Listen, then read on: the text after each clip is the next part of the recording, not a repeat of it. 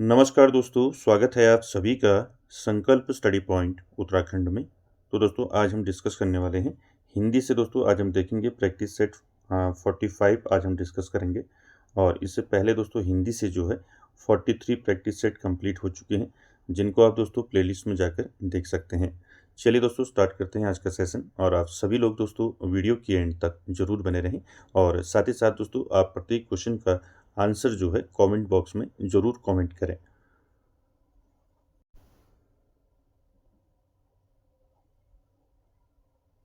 चलिए पहला क्वेश्चन देखते हैं दोस्तों, और साथ ही साथ आप लोग आंसर करते हुए चलेंगे। पहला क्वेश्चन क्या है देखिए। पहला है दोस्तों, बिहारी सतसई पर फिरंगे सतसई नाम से फारसी भाषा में एक टीका लिखी गई, जिसके टीकाकार हैं। ऑप्शन देखिए, फिराक गोरखपुरी, आनंदी लाल शर्मा, अमीर खुसरो या फिर मिर्जा गालिब। तो क्या हो जाएगा दोस्तों यहाँ पर राइट आंसर। आपको आंसर करना आप सभी जानते हैं, बिहारी की जो सतसई है, ठीक है, बिहारी सतसई पर फिरंगे सतसई नाम से किसने जो है फारसी भाषा में टीका लिखी है। तो यहाँ पर राइट आंसर हो जाएगा आपका, क्या हो जाएगा, आनंदी लाल शर्मा। ठीक है, तो ऑप्शन यहाँ पर दोस्तों बी ऑप्शन यहाँ पर आपका राइट आंसर हो जाएगा।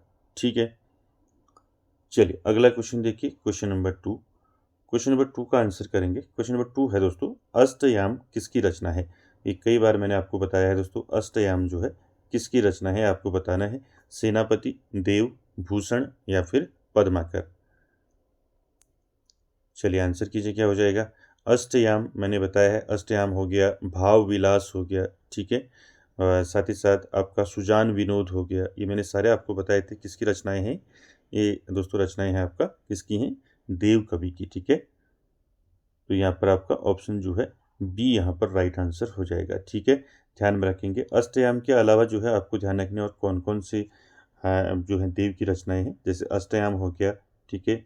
अष्टयाम के साथ साथ याद रखेंगे भाव विलास, ठीक है, भाव विलास कई रचनाएं हैं जिनमें आपने देखा होगा इनका विलास विलास आता है। तो इस प्रकार से भी आप याद रख सकते हैं। भाव विलास हो गया, कुशल विलास हो गया,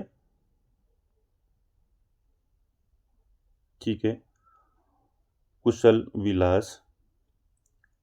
कुशल विलास के साथ साथ याद रखेंगे जाति विलास, ठीक है, जाति विलास, ठीक है। जाति विलास के साथ साथ दोस्तों याद रखेंगे रस विलास, ठीक है, रस विलास। शॉर्ट में लिख रहा हूँ विलास को, ठीक है, रस विलास, ठीक है। साथ ही साथ दोस्तों सुजान विनोद आपने पढ़ाई है, ठीक है, सुजान आपको पूछ लिया जाएगा, सुजान विनोद जो है किसकी रचना है। ठीक, तो ध्यान रखेंगे किसकी रचना है, सुजान विनोद। तो दोस्तों देव की रचना है, ठीक है। सुजान विनोद के साथ साथ और कौन कौन की रचनाएं हैं दोस्तों, देव की, देव शतक है, ठीक है, देव शतक आपको पूछ लिया जाएगा, देव शतक जो है किसकी रचना है, ठीक है। और कौन कौन सी रचनाएं हैं देव की, सुजान विनोद हो गया, और इनकी रचना है दोस्तों, एक रचना इनकी काव्य रसायन, ये पूछा जाता है, ध्यान रखेंगे काव्य रसायन किसकी रचना है, ठीक है, काव्य रसायन, ये भी दोस्तों देव की रचना है। ठीक है, तो ये सारी रचनाएं दोस्तों आपको ध्यान में रखनी है, ठीक है। और साथ ही साथ एक रचना और ध्यान में रखेंगे, प्रेम तरंग, ठीक है, प्रेम तरंग, ये भी दोस्तों रचना किसकी है, देव की रचना है। ठीक है, तो सारी रचनाएं आपको ध्यान में रखनी है। अगला क्वेश्चन देखिए, क्वेश्चन नंबर 3 का आंसर करेंगे। भूषण को कवि भूषण की उपाधि किसने प्रदान की थी। मोस्ट इंपॉर्टेंट है, आपको पूछा जाएगा भूषण को जो है कवि भूषण की जो उपाधि है ये किसके द्वारा प्रदान की गई थी। ऑप्शन देखिए, शिवाजी, छत्रसाल, सोलंकी राजा रुद्रशाह या फिर इनमें से कोई नहीं। तो दोस्तों आप जानती हैं भूषण के बारे में। भूषण जो है रीतिकालीन कवि हैं दोस्तों, और इनको कवि भूषण की जो उपाधि मिली थी किसके द्वारा दी गई थी। तो राइट आंसर हो जाएगा 3 का दोस्तों, क्या हो जाएगा राइट आंसर, सोलंकी राजा रुद्रशाह। ठीक है, तो यहाँ पर ऑप्शन सी जो है यहाँ पर राइट आंसर हो जाएगा। रीतिकालीन कवि भूषण को कवि भूषण की उपाधि चित्रकूट के राजा, इनकी आपकी जो सोलंकी हैं, सोलंकी राजा रुद्रशाह, तो ये कहाँ के थे, चित्रकूट, ठीक है, चित्रकूट के राजा रुद्रशाह सोलंकी ने प्रदान की थी। ठीक है, साथ ही साथ दोस्तों भूषण जो है आप जानती हैं रीतिकाल के दो प्रसिद्ध कवि आपने नाम सुना होगा, मतीराम और चिंतामणि। ठीक है, सुना होगा आपने मतीराम और चिंतामणि का नाम आपने सुना होगा।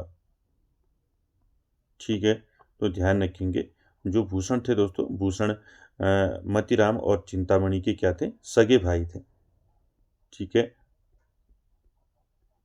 सगे भाई, तो ये भी आपको ध्यान में रखना है। ठीक है, तो इस प्रकार से भी आपको क्वेश्चन पूछ लिया जाएगा, तो आपको ध्यान में रखना है। ठीक, साथ ही साथ दोस्तों आपको यहाँ पर कवि भूषण जो है, यहाँ से कुछ इंपॉर्टेंट फैक्ट याद रखने हैं। जैसे कवि भूषण जो है आपको पूछा जा सकता है ये किस रस के कवि माने जाते हैं।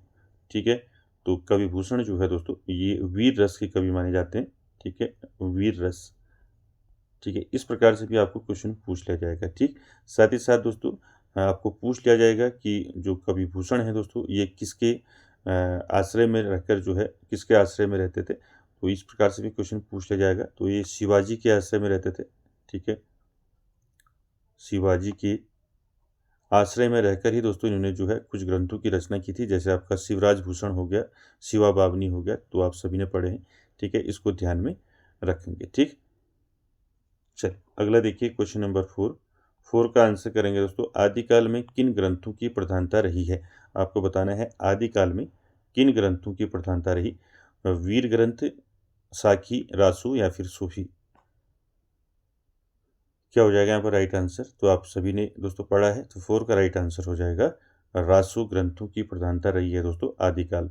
ठीक है, तो ध्यान में रखेंगे ऑप्शन यहाँ पर सी यहाँ पर राइट आंसर हो जाएगा।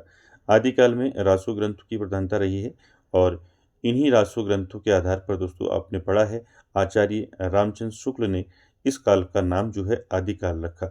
ठीक, तो ये भी आपको ध्यान में रखना है। और इस प्रकार से दोस्तों आपको पूछ लिया जाएगा कि रासु जो ग्रंथ हैं कौन कौन से रासु ग्रंथ हैं। ठीक है, रासु ग्रंथ, ठीक, ये आपने पढ़े हैं रासु ग्रंथ कौन कौन से हैं। पृथ्वीराज रासु हो गया। ठीक है, पृथ्वीराज पृथ्वीराज रासु, उसके साथ साथ जो है खुमान रासु। ठीक है, खुमान रासु, खुमान रासु के साथ साथ आपको पता है बीसल देव रासु। ठीक है, बीसल देव रासु, और बीसल देव रासु के साथ साथ आप जानते हैं परमाल रासु। ठीक है, परमाल रासु, तो ये सभी क्या हैं दोस्तों, ये सभी जो है आपके रासु ग्रंथ हैं। ठीक है, ध्यान में रखेंगे इसको। और मैंने बताया आपको दोस्तों इन्हीं रासु ग्रंथों के आधार पर जो है आचार्य रामचंद्र शुक्ल ने इस काल का नाम क्या रख दिया, आदिकाल रख दिया। ठीक, ये भी आपको ध्यान में रखना है। ठीक, तो ये पूछा जाता है, तो सारे आपको ध्यान में रखने हैं यहाँ पर।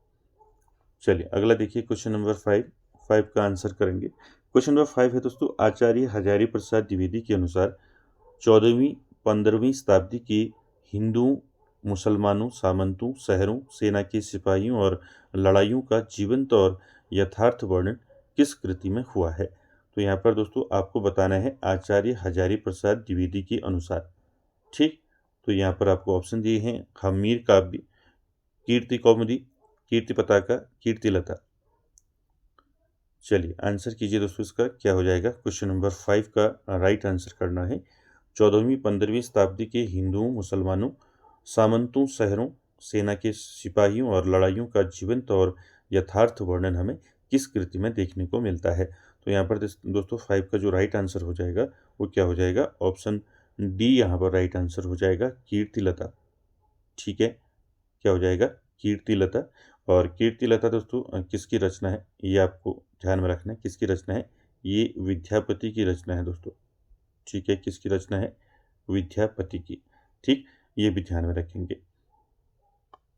चलिए अगला देखिए क्वेश्चन नंबर 6। क्वेश्चन नंबर 6 का आंसर करेंगे दोस्तों। 6 है बीसल देव रासु में किस शैली का प्रयोग किया गया है। ऑप्शन देखिए श्रृंगारिक, आख्यान, गेय या फिर प्रबंध। चलिए आंसर कीजिए। बीसल देव रासु, अभी मैंने बताया रासु काव्य। ठीक है, तो बीसल देव रासु की रासु जो है किस शैली का इसमें प्रयोग किया गया है। तो 6 का दोस्तों राइट आंसर क्या हो जाएगा, 6 का राइट आंसर हो जाएगा दोस्तों, क्या हो जाएगा बताइए। ये दोस्तों मूल रूप से क्या है, एक गेय काव्य है। ठीक है, तो ध्यान में रखेंगे बीसल देव रासु आपका क्या हो जाएगा, ऑप्शन सी यहाँ पर राइट आंसर हो जाएगा, गेय काव्य। ठीक है, साथ ही साथ दोस्तों आपको ध्यान में रखना है यहाँ पर जो आपका बीसल देव रासु है, ये वीर काव्य न होकर ये क्या है, एक विरह काव्य है। ठीक है, क्या है, वीर काव्य न होकर क्या है, विरह काव्य, विरह काव्य। ठीक, ये भी आपको ध्यान में रखना है। चलिए आगे चलिए, क्वेश्चन नंबर 7 का आंसर करेंगे दोस्तों। 7 नंबर है, देखिए, जय मयंक जस चंद्रिका के रचयिता का नाम बताना है। ऑप्शन देखिए, भट्ट केदार, नरपति नाल, नल सिंह या फिर मधुकर कवि। दोस्तों आपको पूछा गया है जय मयंक जस चंद्रिका, ये जो रचना है दोस्तों, ये किसकी रचना है, ये आपको पूछा गया है। तो 7 का दोस्तों राइट आंसर क्या हो जाएगा यहाँ पर, जय मयंक जस चंद्रिका। साथ ही साथ दोस्तों आप लोग जो है क्वेश्चन का आंसर कमेंट बॉक्स में जरूर कमेंट करें दोस्तों। तो यहाँ पर 7 का राइट आंसर हो जाएगा मधुकर कवि। ठीक है, ऑप्शन डी यहाँ पर राइट आंसर हो जाएगा। ध्यान रखेंगे, जय मयंक जस चंद्रिका जो है किसने लिखी है, मधुकर कवि द्वारा लिखी गई है। ठीक है, साथ ही साथ यहाँ पर दोस्तों अगर बात करें भट्ट केदार की, तो भट्ट केदार की रचना कौन सी है आपको ध्यान में रखनी है। भट्ट केदार की रचना है दोस्तों जयचंद प्रकाश। ठीक है, जयचंद, ठीक है, जयचंद्र प्रकाश। ठीक है, आपको पूछ लिया जाएगा जयचंद्र प्रकाश ग्रंथ किसका है, इसकी रचना किसने की, तो ध्यान रखेंगे भट्ट केदार ने की। ठीक है, साथ ही साथ नरपति नाल की बात करें तो नरपति नाल आप जानती हैं। ठीक है, नरपति नाल ने क्या किया था, किसकी रचना की थी, बीसल देव रासो की। ठीक है, ये मैं रोज आपको दोस्तों प्रत्येक प्रैक्टिस सेट में आपकी क्वेश्चन जो है रिपीट होते हैं, तो आपको ध्यान में रखना है। ठीक है, बीसल देव, ठीक है, बीसल देव रासो। ठीक है, बीसल देव रासो ग्रंथ की रचना किसने की, नरपति नाल ने। ठीक है, और यहाँ पर जो सी ऑप्शन में आपका नल्ल सिंह, तो नल्ल सिंह ने दोस्तों किसकी रचना की थी, विजयपाल रासो की। ठीक है, तो ध्यान रखेंगे विजयपाल रासो, विजयपाल रासो। ठीक है, तो यहाँ पर आपको सारे फैक्ट जो हैं ध्यान में रखने हैं। चलिए अगला क्वेश्चन देखिए, क्वेश्चन नंबर 8 का आंसर करेंगे दोस्तों। भविष्यंत कहाँ के रचनाकार कौन है। ऑप्शन देखिए, पुष्पदंत, स्वयंभू, धनपाल, सरहपा। चलिए आंसर कीजिए क्वेश्चन नंबर 8 का, भविष्यत कहा। तो भविष्यत कहा के रचनाकार आपको बताना है, किसने जो है रचना की है भविष्यत कहा की। तो राइट आंसर क्या हो जाएगा 8 का, आंसर कीजिए। तो राइट आंसर हो जाएगा दोस्तों, किसकी रचना है भविष्यत कहा, तो राइट आंसर हो जाएगा धनपाल। ठीक है, ऑप्शन सी यहाँ पर राइट आंसर हो जाएगा। ठीक है, भविष्यत कहा हिंदी साहित्य के आदिकाल के अपभ्रंश भाषा के कवि हैं दोस्तों धनपाल। ठीक है, और आदिकाल के हैं। ठीक, तो ये भी आपको ध्यान में रखना है, आदिकाल के कवि हैं धनपाल। ठीक है, और साथ ही साथ आपको ध्यान में रखना है, ठीक है, ये अपभ्रंश भाषा के कवि माने जाते हैं। ठीक है, अपभ्रंश।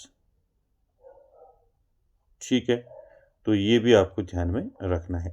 ठीक, साथ ही साथ दोस्तों बाकी बात करें यहाँ पर अन्य की, तो यहाँ पर आप जानती हैं जो पुष्पदंत है, पुष्पदंत की रचना आपने पढ़ी होगी। पुष्पदंत की कौन सी रचना है बताइए, महापुराण। ठीक है, इनकी रचना क्या है, महापुराण रचना आपने पढ़ी होगी पुष्पदंत की, तो इसको ध्यान में रखेंगे। ठीक है, साथ ही साथ यहाँ पर जो सरहपा है, सरहपा की आपको पता है, सरहपा की रचना कौन सी है, दोहा कोश आपने पढ़ा होगा। ठीक है, दोहा कोश आपको पूछ लिया जाएगा, दोहा कोश किसकी रचना है। ठीक है, तो दोहा कोश किसकी रचना है, सरहपा की है। ठीक, तो इस प्रकार से भी आपको ध्यान में रखना है। आप जानती हैं दोस्तों, सरहपा को ये क्वेश्चन पूछा जाता है कि सरहपा को जो है हिंदी का पहला कवि किसने कहा। ठीक है, ये क्वेश्चन पूछा जाता है, तो सरहपा को हिंदी का पहला कवि किसने माना है, तो ये माना है राहुल सांकृत्यायन ने। ठीक है, राहुल सांकृत्यायन। ठीक, तो ये भी आपको ध्यान में रखना है। चलिए अगला क्वेश्चन देखिए, क्वेश्चन नंबर 9, इसका आंसर कीजिए। क्वेश्चन नंबर 9 का, विद्यापति ने कुल कितने ग्रंथों की रचना की है। चलिए आंसर कीजिए, क्या हो जाएगा इसका राइट आंसर क्वेश्चन नंबर 9 का।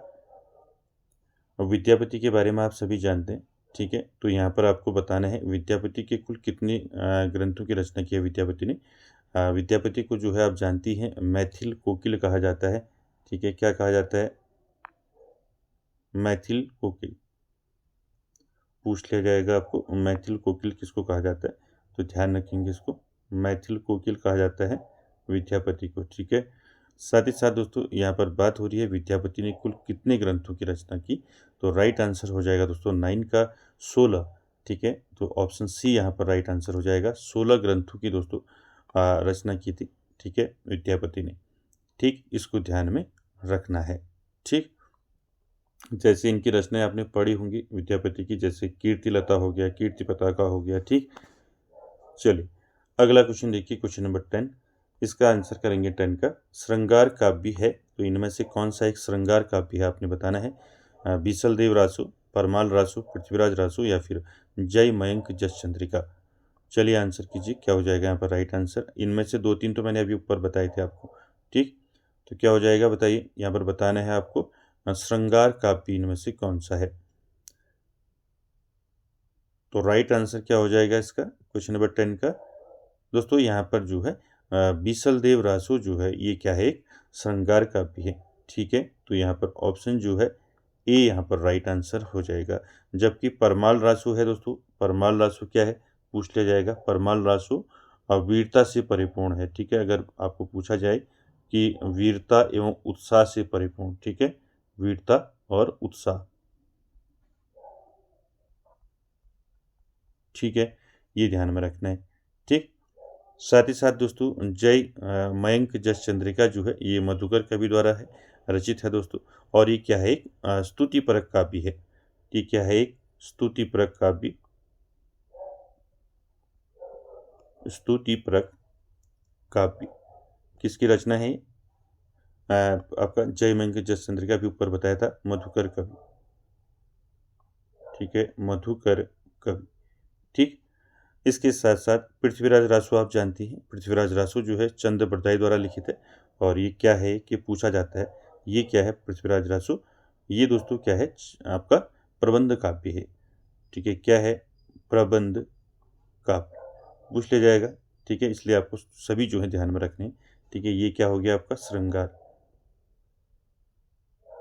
ठीक। तो इस प्रकार से आपको सभी ध्यान में रखना है। बीसल देव रासु, ठीक है, श्रृंगार काव्य है। जबकि आपका परमाल रासु वीरता एवं उत्साह से परिपूर्ण रचना है, ठीक है। जय मयंक जस चंद्रिका जो है ये मधुकर कवि द्वारा है और ये स्तुति परक काव्य है। और पृथ्वीराज रासु जो है ये चंद्र बरदाई द्वारा लिखा गया है और प्रबंध काव्य है, ठीक। तो आपको सारे ध्यान में रखने। चलिए अगला देखिए, क्वेश्चन नंबर 11 का आंसर करेंगे दोस्तों। निम्नलिखित में से कौन सी रचना पुष्पदंत की नहीं है? चलिए आंसर कीजिए। महापुराण, ठीक है। उसके बाद देखिए कुमार चरिव, जसहर चरिव, पौम चरिव।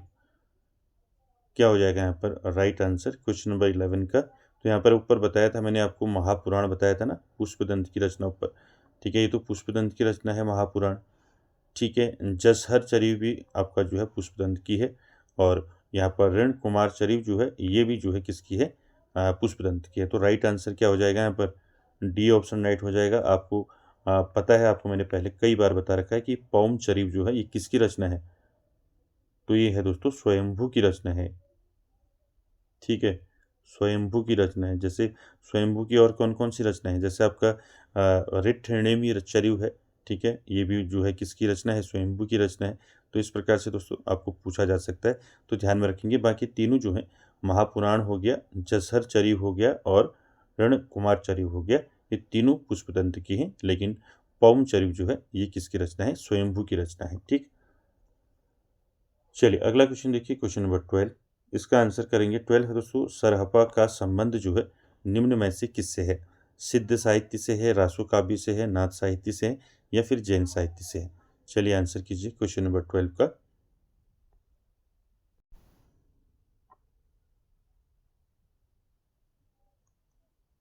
चलिए आंसर कीजिए, इसका क्या हो जाएगा। तो 12 का दोस्तों राइट आंसर हो जाएगा। आप जानते हैं दोस्तों सरहपा जो है ये सिद्ध साहित्य के अंतर्गत आते हैं। तो यहाँ पर ऑप्शन ए यहाँ पर राइट आंसर हो जाएगा, ठीक है। सिद्ध साहित्य से संबंध है दोस्तों सरहपा का, ठीक है। और साथ ही साथ आप जानती हैं, अभी बताया था मैंने आपको, सरापा को जो है प्रथम कवि स्वीकार किया था राहुल सांकृत्यायन ने।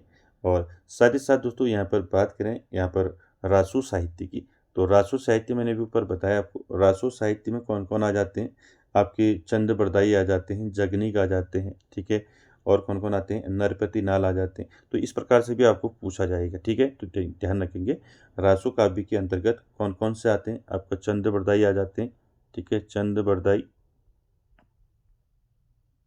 ठीक है, चंद बरदाई। चंद बरदाई के साथ साथ याद रखेंगे जगनिक, ठीक है, और इनकी रचनाएं भी आपको ध्यान में रखनी है, जगनिक और नरपति नाल, नरपति, नरपति नाल, ठीक। तो ये किसके अंतर्गत आते हैं, रासो काव्य के अंतर्गत। तो आपको पूछ लिया जाएगा कि निम्न में चंद बरदाई किस में आते हैं, जगनिक किस में आते हैं, तो इस प्रकार से पूछा जा सकता है।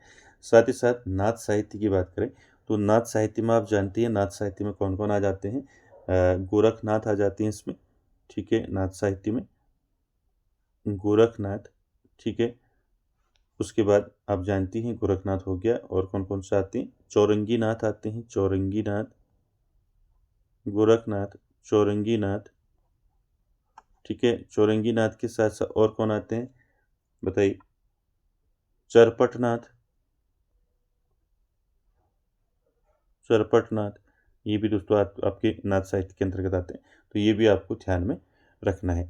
बाकी यहाँ पर जैन साहित्य की बात करें तो जैन साहित्य में कौन कौन से आते हैं आपकी, कौन कौन से कवि आते हैं, जैसे आपका शालिभद्र सूरी हो गया, ठीक है, आचार्य देवसेन हो गया, ठीक, और कौन कौन से आते हैं, विजय सेन सूरी हो गया। तो ये किस में आ जाते हैं, आपके जैन साहित्य में आ जाते हैं दोस्तों। ये पूछा जाता है, ठीक है, यहाँ से क्वेश्चन आपका जरूर पूछा जाएगा, चाहे सिद्ध साहित्य से हो, रासो काव्य, नाथ साहित्य या जैन साहित्य।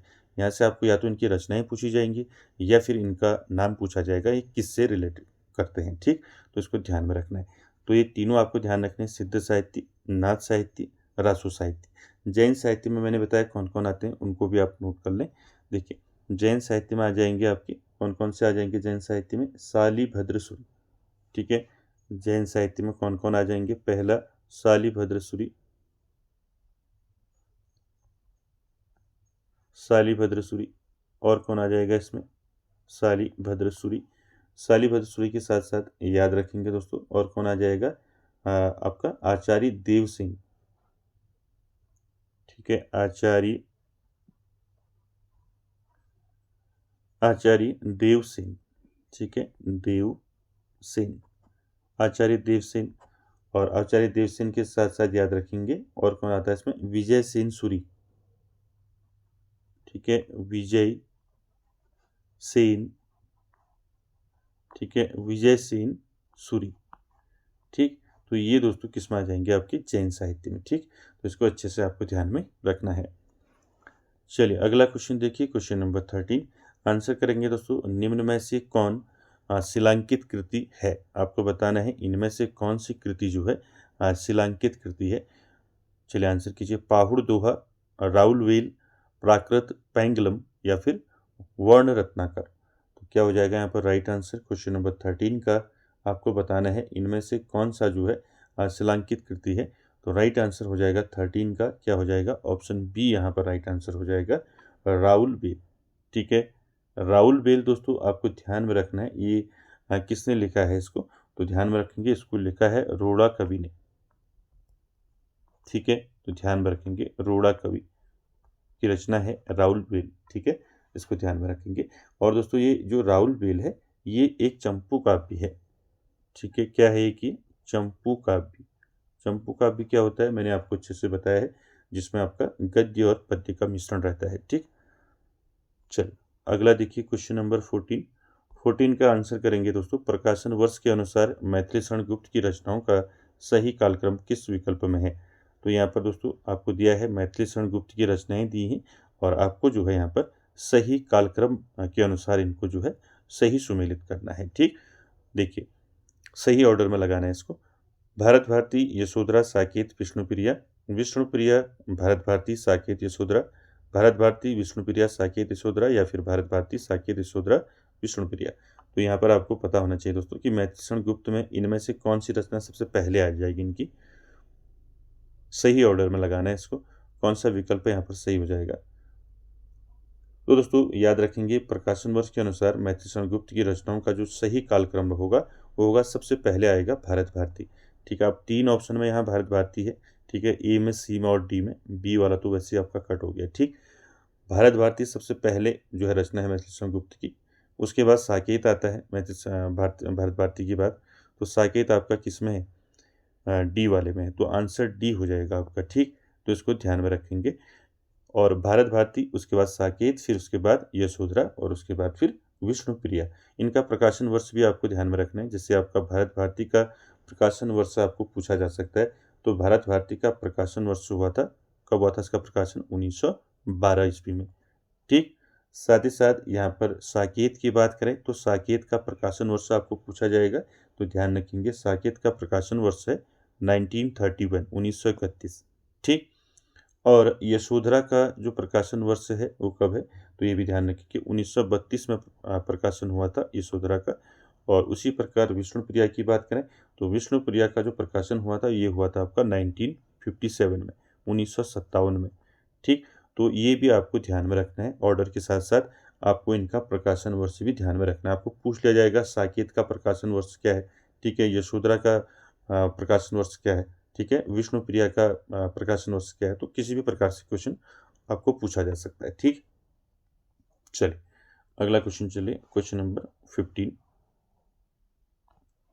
चलिए 15 का आंसर करेंगे। क्वेश्चन नंबर 15 है दोस्तों, राम नरेश त्रिपाठी द्वारा संकलित संपादित कविता कौमुदी संग्रह से संबंधित कौन सा कथन सही नहीं है?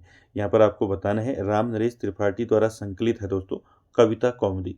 ठीक है, तो कविता कौमुदी जो है आपको बताना है, कविता कौमुदी जो है ये इनमें से कौन सा कथन सही नहीं है इसके संबंध में? तो देखिए, यह संग्रह 10 खंडों में विभक्त है। इसमें हिंदी और उर्दू की कविताएं संकलित हैं। बांग्ला और संस्कृत की कविताओं को भी इस संग्रह में सम्मिलित किया गया है, या फिर इसके एक भाग में ग्राम गीतों का भी संग्रह किया गया है। तो दोस्तों आपको ध्यान में रखना है, यहाँ पर क्वेश्चन नंबर 15 में ध्यान रखेंगे, राम नरेश त्रिपाठी द्वारा संकलित और संपादित है दोस्तों कविता कौमुदी संग्रह। और यहाँ पर आपको ध्यान में रखना है, इसमें जो है 10 जो है खंड नहीं है दोस्तों। तो ये आपका 15 का आपका जो यहाँ पर पूछा गया है कौन सा कथन सही नहीं है, तो यहाँ पर पहला वाला जो कथन है ये सही नहीं है कविता कौमुदी के संबंध में। ठीक है, इसमें दोस्तों कविता कौमुदी संग्रह में कितने इसमें खंड थे? तो इसमें 10 की जगह 10 नहीं थे दोस्तों, कितने थे? 8 खंड थे इसमें। ठीक है, तो इसको ध्यान में रखेंगे, इसलिए आपका ए ऑप्शन यहाँ पर राइट आंसर हो जाएगा। ठीक, चलिए अगला क्वेश्चन देखिए, क्वेश्चन नंबर 16, इसका आंसर करेंगे। 16 है दोस्तों, चींटी से लेकर हाथी पर्यंत पशु, भिक्षु से लेकर राजा पर्यंत मनुष्य, बिंदु से लेकर समुद्र पर्यंत जल, अनंत आकाश, अनंत पृथ्वी, अनंत पर्वत, सभी पर कविता हो सकती है, उक्त कथन किस विद्वान का है?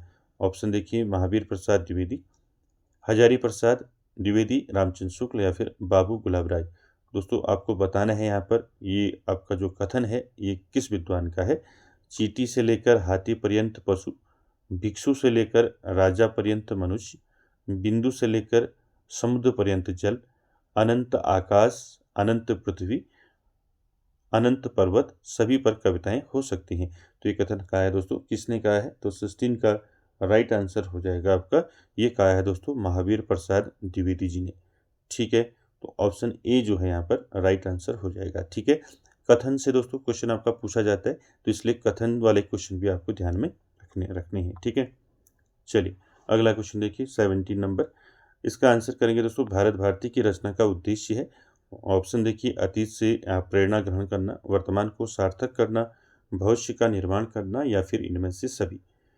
तो भारत भारती आप जानती हैं दोस्तों किसकी रचना है भारत भारती? अभी मैंने ऊपर बताया था आपको किसकी रचना है भारत भारती, मैथिली शरण गुप्त की रचना है भारत भारती। अभी बताया था, इसका प्रकाशन वर्ष भी बताया था मैंने आपको भी, भारत भारती का 1912 में इसका प्रकाशन हुआ था।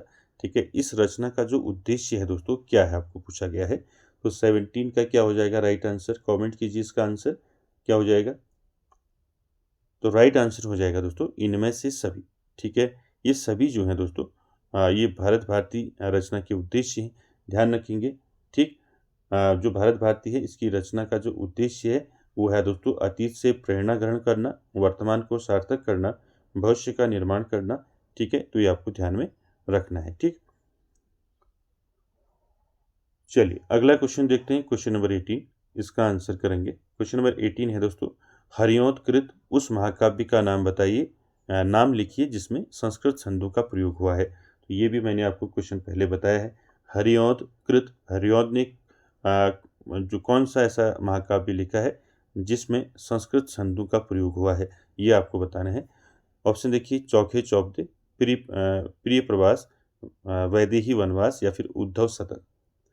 चलिए आंसर कीजिए, यहाँ पर क्या आंसर हो जाएगा। हरिऔध उस महाकाव्य का नाम लिखिए जिसमें संस्कृत छंदों का प्रयोग हुआ है। तो 18 का राइट आंसर क्या हो जाएगा यहाँ पर। साथ ही साथ दोस्तों आप लोग कमेंट जरूर करें। तो क्या हो जाएगा 18 का राइट आंसर हो जाएगा प्रिय प्रवास।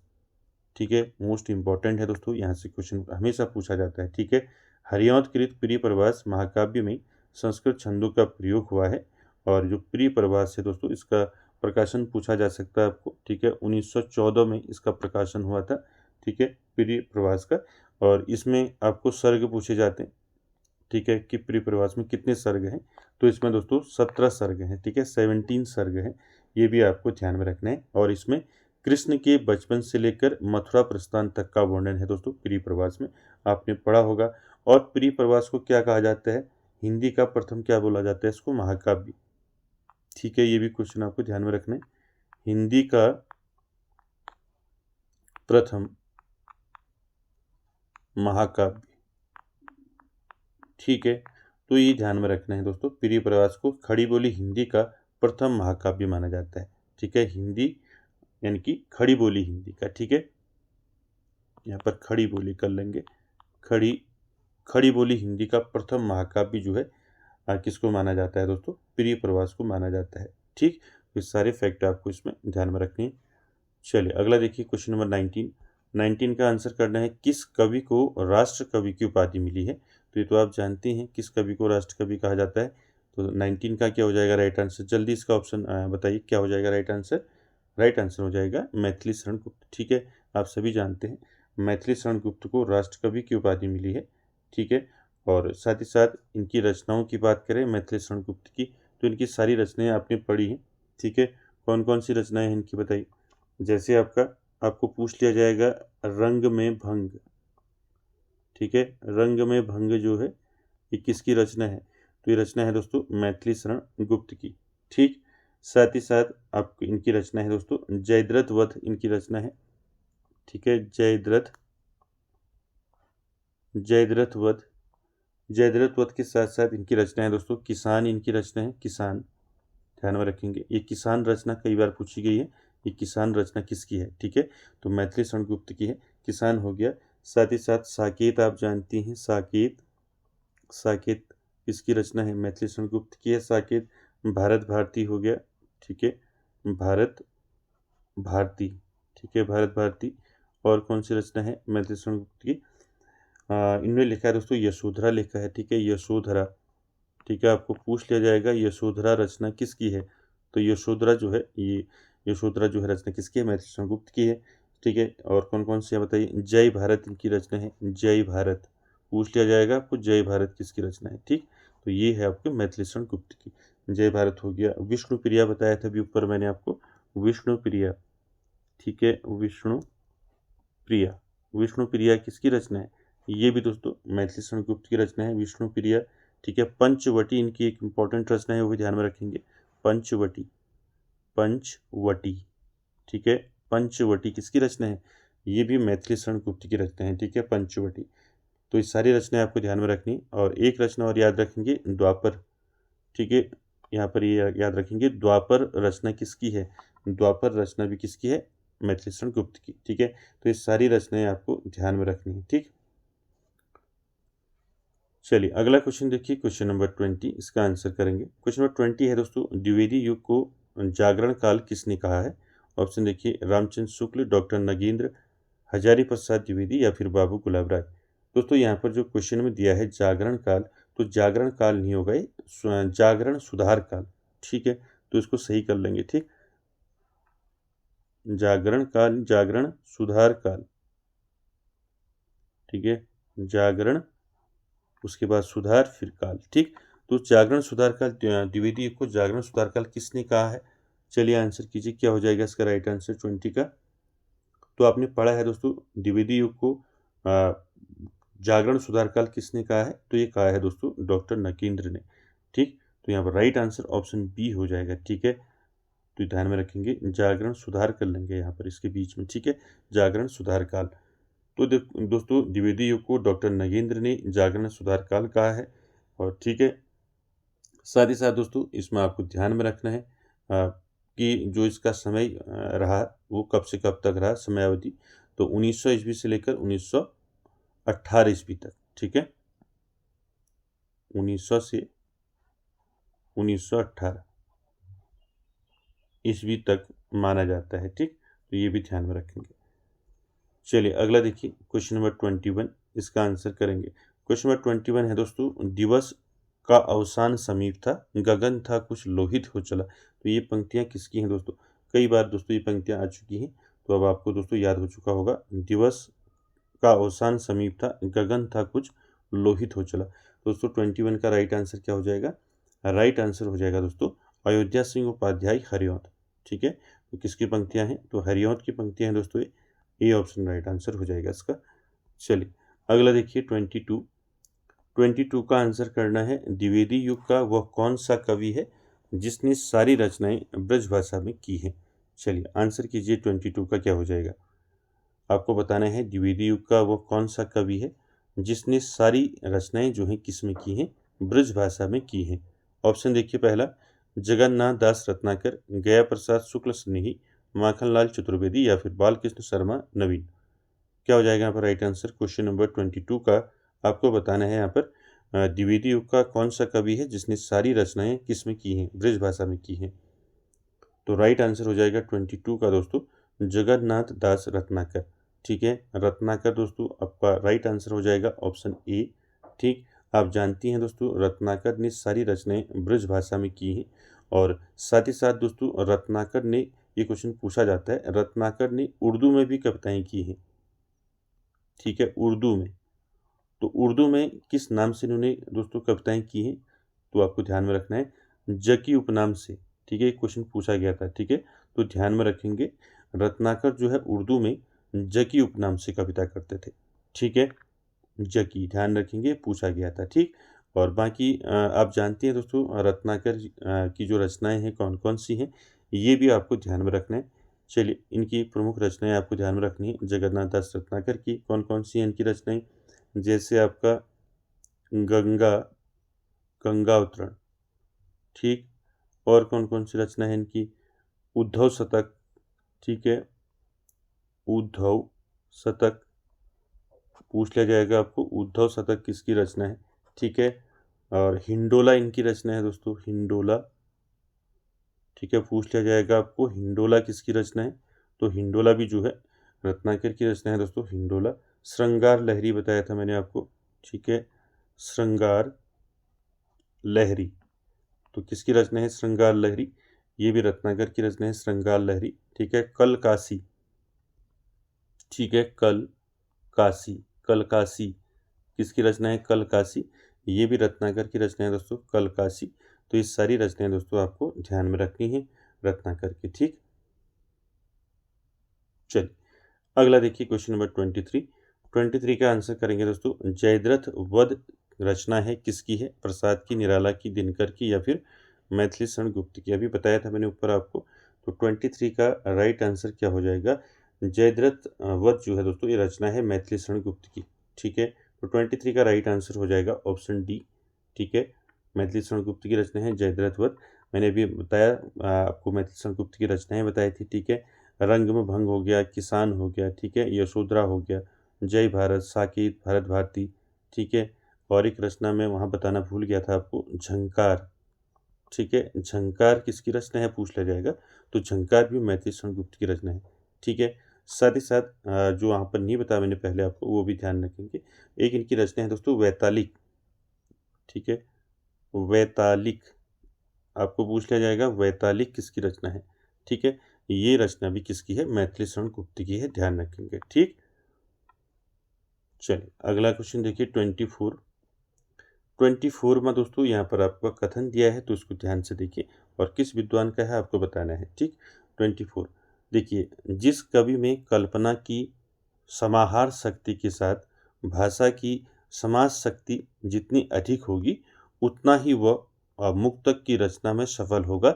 यह क्षमता यह क्षमता बिहारी में पूर्ण रूप से वर्तमान थी, यानी कि विद्यमान थी हो गया। ठीक, तो यह कथन जो है दोस्तों मूलतः किस विद्वान का है आपको बताना है। ठीक, चलिए ऑप्शन देखिए क्या हो जाएगा यहाँ पर। आचार्य रामचंद्र शुक्ल, आचार्य हजारी प्रसाद द्विवेदी, आचार्य विश्वनाथ प्रसाद मिश्र का, या फिर डॉक्टर रामकुमार वर्मा का। तो यहाँ पर ध्यान में रखना है दोस्तों, जिस कवि में कल्पना की समाहार शक्ति के साथ भाषा की जो है समाज शक्ति जितनी अधिक होगी, उतना ही वह जो है मुक्तक की रचना में सफल होगा। यह क्षमता बिहारी में पूर्ण रूप से विद्यमान थी। यह कथन मूलतः जो है आचार्य रामचंद्र शुक्ल का है दोस्तों। ठीक है, तो यहाँ पर आचार्य रामचंद्र शुक्ल जो है ऑप्शन ए यहाँ पर राइट आंसर हो जाएगा। ठीक है, चलिए 25 नंबर का देखिए क्वेश्चन, आंसर कीजिए क्या हो जाएगा इसका आंसर। 25 का देखिए, रीतिकाल में नीति विषयक काव्यों की रचना इनमें से किसने नहीं की। ठीक है, नहीं की पूछा है।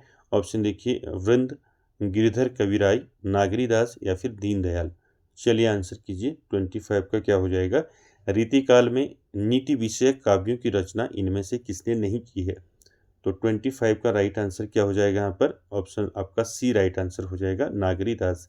ठीक है, ध्यान रखेंगे रीतिकाल में नीति विषयक काव्यों की रचना यहाँ पर क्या हो जाएगा आपका, नहीं पूछा गया है, तो नहीं नागरीदास हो जाएगा। ठीक है, सॉरी, तो यहाँ पर आपको ध्यान में रखना है रीतिकाल में नीति विषयक काव्यों की रचना दिए गए कवियों में से नागरीदास ने नहीं की है। ठीक है, तो इसको आपने ध्यान में रखना है। नागरीदास की रचनाएं आपको पूछी जा सकती हैं, नागरीदास की रचनाएं कौन कौन सी हैं। ठीक, तो यहाँ पर ध्यान रखेंगे दोस्तों, इनकी जो प्रमुख रचनाएं हैं आपका मनोरथ मंजरी इनकी एक रचना है दोस्तों, जो कई बार पूछी जाती है, मनोरथ। ठीक है, मनोरथ मंजरी पूछ लिया जाएगा आपको, मनोरथ मंजरी किसकी रचना है, तो नागरीदास की रचना है मनोरथ मंजरी। ठीक है, साथ ही साथ इश्क चमन। ठीक है, इश्क चमन, तो इश्क चमन किसकी रचना है पूछ लिया जाएगा, नागरीदास की रचना है इश्क चमन। ठीक है, जुगल रस। ठीक है, जुगल रस किसकी रचना है पूछ लिया जाएगा आपको। ठीक है, जुगल रस किसकी रचना है, ये भी जो है नागरीदास की रचना है जुगल रस। ठीक है, और कौन कौन सी रचना है, रसिक रत्नावली इनकी रचना है, रसिक रत्नावली।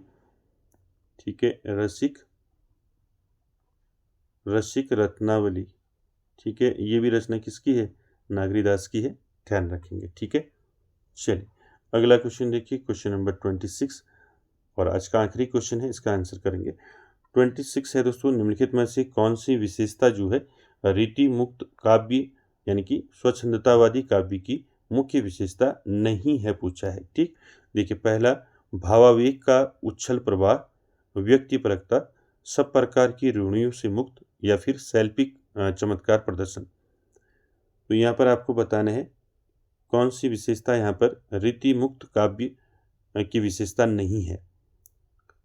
देखिए दोस्तों, रीति मुक्त काव्य की विशेषता आपका जो है भावावेग का उच्छल प्रवाह है। ठीक है, व्यक्तिपरकता भी है। ठीक, और उसके साथ साथ सब प्रकार की रूढ़ियों से मुक्ति, ये भी है रीति मुक्त काव्य की विशेषता। लेकिन यहाँ पर आपका जो शैल्पिक चमत्कार प्रदर्शन है, ये विशेषता नहीं है दोस्तों रीति मुक्त काव्य की। ठीक, तो यहाँ पर ऑप्शन जो है आपका डी जो है राइट आंसर हो जाएगा। ठीक है दोस्तों, ध्यान रखेंगे रीति मुक्त काव्य की प्रमुख जो विशेषताएं हैं वो है आपका भाववेग का उच्छल प्रवाह, व्यक्तिपरकता, सब प्रकार के रूढ़ियों से मुक्ति, और श्रृंगारिकता का प्रभाव। ठीक, श्रृंगारिकता याद रखेंगे। ठीक है, श्रृंगारिकता। ठीक है, और श्रृंगारिकता, तो ये आपको ध्यान में रखनी है दोस्तों, ये विशेषताएं हैं दोस्तों किसकी, रीति मुक्त काव्य की। ठीक, तो दोस्तों आज के सेशन में इतना ही। आई होप आप सभी को आज का सेशन अच्छा लगा होगा, और वीडियो को एंड तक देखने के लिए थैंक यू वेरी मच।